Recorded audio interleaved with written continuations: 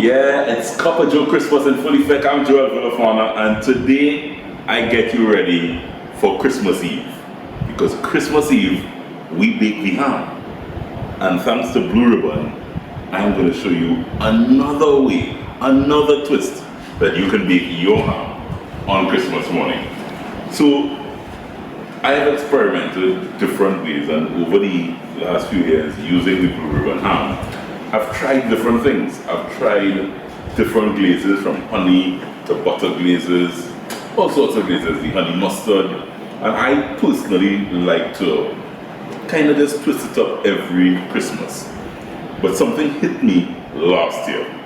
What I also like to do is when I slice my ham and I make my sandwiches on Christmas morning, I like to experiment with different types of toppings on my ham, outside of the traditional chow chow. So I just happened to have a bottle of pesto last year Christmas. I think it was probably Boxing Day. And I say, let me just try a little bit of pesto. You know, mayonnaise, a little dab of mayonnaise and a little dab of pesto. And when I bit into that sandwich, it was like, oh. It was a revelation. I kind of said this pesto is going really well. I don't know if it's the saltiness of the pesto, the saltiness of the ham. Yeah, and it just kind of went well.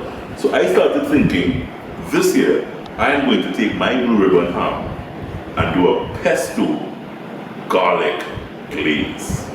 That's happening right here. I'm going to get this Blue Ribbon ham ready for my pesto glaze this Christmas. First thing I want to do is to get my garlic happening.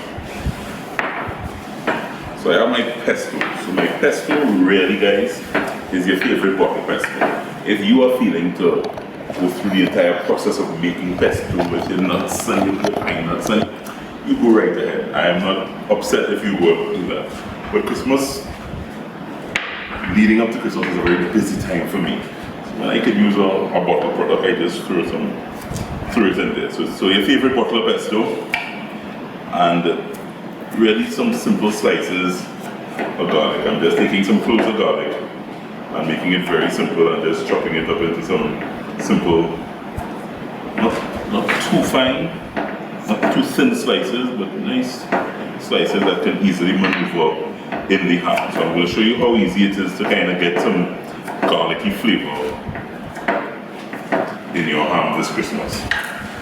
So this is the cap, and I'm kind of just turning it over, and I'm going to be using a knife, very simple knife. And I want to just insert and stick some garlic cloves in there. So that's all. I'm just going to take a couple little positions throughout the base of the ham and the side of the ham and get some garlic cloves there. So when the ham starts to bake, it's going to start to infuse all that garlicky flavor.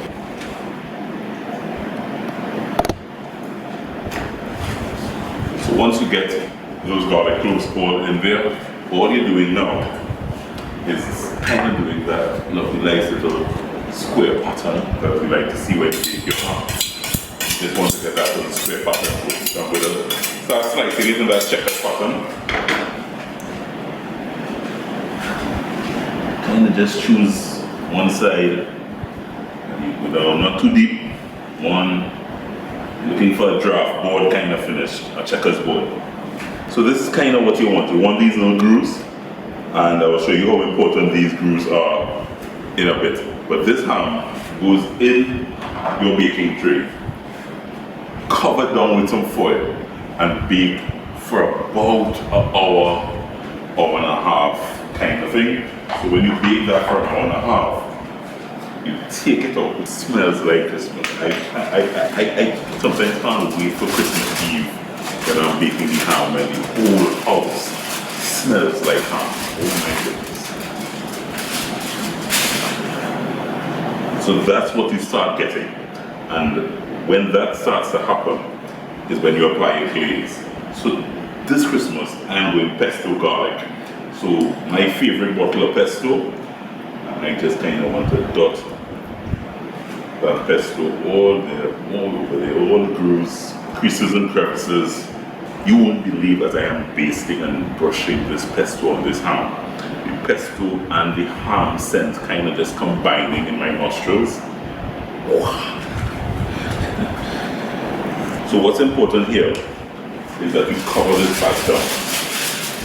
This size ham really just needs about 2.5 hours in the oven. So I have about another hour. I will cover this down, allow it to continue to bake for about a half hour. Then I will take it back out and reapply a second coating of the pesto, and then back in for another half hour or so, and your ham should just be about ready to slice. Yeah? Back in the oven. So, the ham is in the oven. The studio is smelling of ham. Christmas.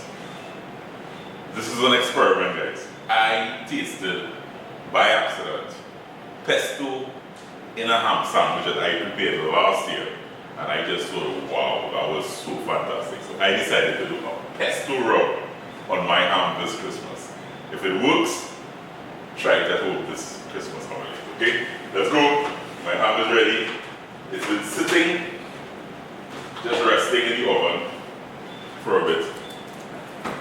So what I did in the last 15 minutes or so, I did a final glaze of the pesto, a final little brush of that pesto, and I kind of just uncovered it and allowed it to kind of sit in the oven and just kind of do its thing for the last 15 minutes.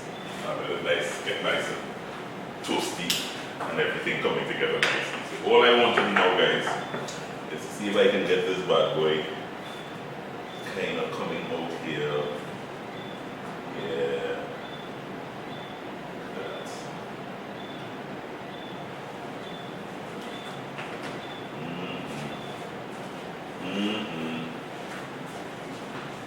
So pesto is a flavor that I kind of like.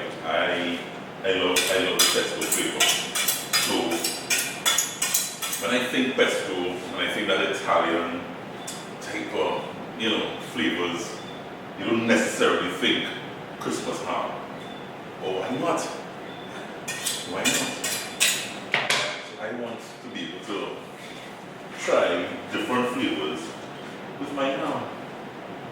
So let's see where I can go with this guy. Thinking. Yeah.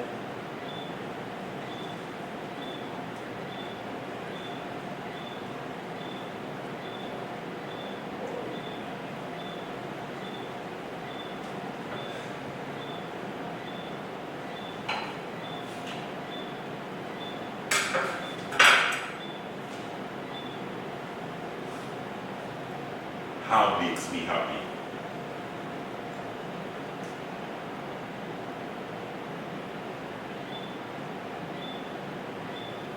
It works. Pesto garlic ham works. So there's a little infusion of the garlic, as I said. We remember I like stuff to be garlic below. So it kind of feels, it has a whole different kind of vibe. Still getting that hamminess, but you're getting a little pesto and garlic vibe happening. Pesto is kind of running all down as you slice. You're getting a little pesto.